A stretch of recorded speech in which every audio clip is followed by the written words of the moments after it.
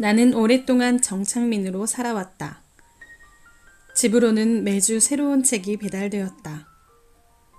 책은 집의 모든 구석을 빼곡히 채우며 공간을 먹어 들어왔다. 몇 점의 그림도 샀다. 그 자체로 아무것도 생산하지 않는 무용함 그 자체인 그림은 거실벽에 걸린 채 나를 내려다보고 있었다. 벽에 걸린 그림은 정착하는 삶의 상징 같았다. 메인 컴퓨터는 늘 덩치 큰 데스크톱이었고 거기에 오디오와 스피커, 프린터, 스캐너 등이 몰려 있었다. 널찍한 책상에 주문 제작한 원목 책꽂이, 정수기가 딸린 큼직한 냉장고가 있었다.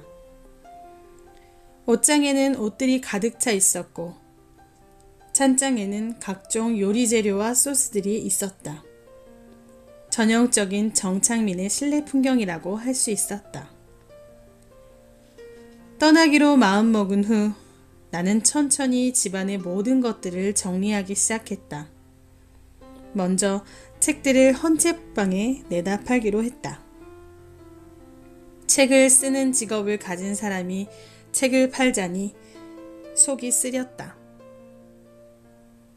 그러나 언제까지 저 줄어들 줄은 모르고 오직 늘어나기만 하는 무시무시한 책들을 껴안고 살 수는 없었다. 우선은 지난 5년간 한 번도 들춰보지 않은 책, 그리고 앞으로도 보지 않을 책들을 먼저 골라냈다. 읽었으나 아무 감흥도 받지 못한 책들도 그 위에 얹었다. 고대 그리스의 수사학 학교에서는 좋은 연설의 다음 세 가지가 필수적이라고 가르쳤다. 사람들을 감동시키든가, 웃기든가, 아니면 유용한 정보를 줘라. 내 서가의 책들에도 그런 기준을 적용했다. 나를 감동시켰거나 즐겁게 해주었거나 아니면 필요한 정보를 갖고 있는 책들은 살아남았다. 그 세 가지 중에 단 하나도 만족시키지 못하는 책들은 다른 운명을 찾아 내 집을 떠났다. 책을 헌책방으로 보낸 것은 그래야 책이 가장 자신을 필요로 하는 사람을 찾아갈 수 있다고 믿기 때문이었다. 그런 면에서 나는 어느 정도는 시장의 효율성을 믿는 사람이라고 할 수 있다. 어디에서 듣기로 도서관에 기증한 책은 어딘가에서 분류조차 되지 않은 채 먼지를 뒤집어 쓰고 있을 가능성이 크지만 헌책방으로 간 책은 대부분 적당한 가치로 평가돼 주인을 찾아간다고 했다. 옷도 지난 몇 년간 한 번도 입지 않은 옷들을 가장 먼저 내보냈다. 지난 몇십 년간 이 세계의 가장 흥미로운 변화 중에 하나는 옷값이 싸진 것이다.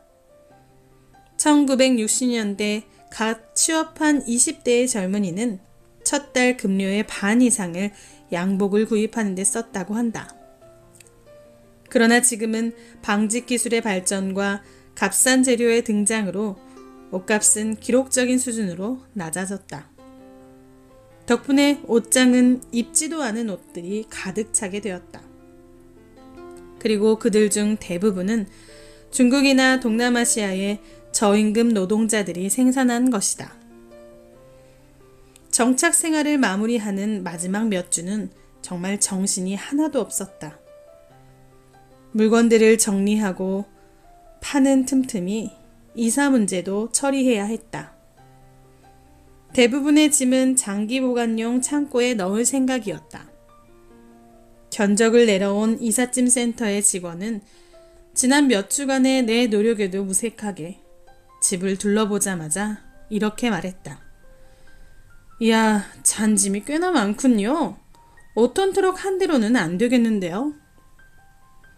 은행에서 해야 할 일도 많았다.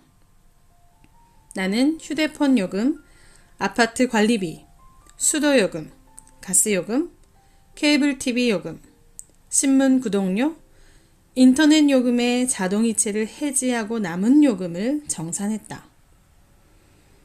그 밖에도 실로 무수한 것들이 주거래 통장에 걸려 있었다. 은행 직원은 서식 한 장을 내밀더니 자동이체를 해지하고 싶은 거래 내역을 쓰라고 했다. 그걸 창구에서 일일이 쓰고 있자면 1시간도 더 걸릴 것 같았다. 나는 종이 위에 이렇게 썼다. 전부 해지. 그래도 채 사라지지 않는 거래들이 남아 한동안은 성가셨다.